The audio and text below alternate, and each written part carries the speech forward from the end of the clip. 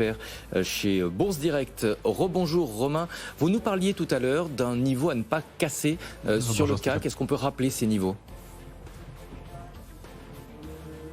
Oui, bonjour Stéphane. Sur le CAC, c'est 6845 à 6845, 6866.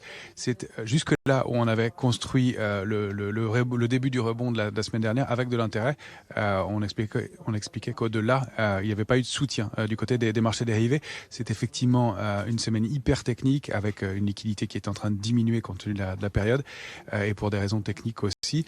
Et en même temps avec des drivers qui sont l'échéance des marchés dérivés dont vous parlez à l'instant et qui sont effectivement très, très importante, surtout cette échéance de fin d'année, qui est effectivement drivée par de grosses positions sur les marchés dérivés. Effectivement, si on dézoome et qu'on prend la photographie globale, il y a effectivement une complaisance qui monte sur les marchés dérivés depuis quelques temps, et notamment sur les options sur actions aux États-Unis. On est entré à des niveaux de complaisance sur les options sur actions depuis le mois de septembre. Alors vous voyez, ça augmente, mais ça peut durer longtemps ces mouvements-là.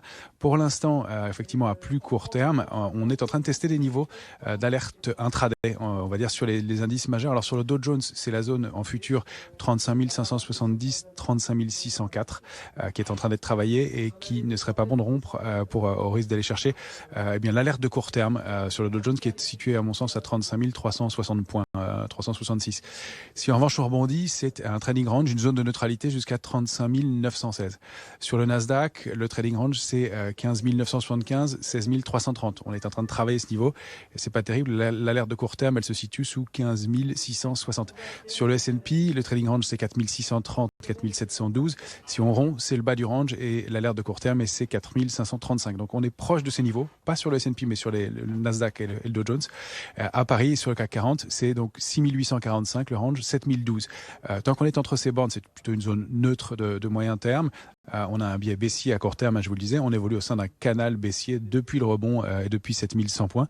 Le risque de retourner sous 6845, c'est qu'on rentre dans la zone d'alerte de court terme. Donc, l'alerte de moyen terme, elle est plus basse. C'est 6540, 6606 points. On sait en revanche que dans cette zone-là, il y a des options de vente, il y a de la couverture, il y a de la protection et ça a déjà servi d'amortisseur plusieurs fois.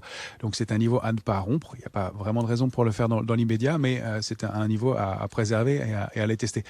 De façon générale, on voit qu'il y a moins d'intérêt et si on dézoome encore sur des indices comme l'Eurostoxx et qu'on regarde le graphique en mensuel, c'est pas très engageant et avec un niveau de couverture qui diminue régulièrement alors qu'on est sur des plus hauts de marché, on constate qu'il y a un risque qui se met en place, même si on n'est pas dans la complaisance ou l'euphorie, on a plus de risques sur les niveaux actuels et donc de toute façon, le besoin de sortir d'une logique indicielle et d'aller faire plus de stock picking, d'aller chercher des valeurs, des dossiers individuellement et de regarder des titres qui sont peut-être plus intéressants. Voilà, on a des configurations qui sont intéressantes sur des valeurs comme Ipsen, comme Mersen, mais quel que soit le cas de figure, on n'est pas pressé d'entrer sur le marché actuellement, d'autant plus dans cette période de l'année.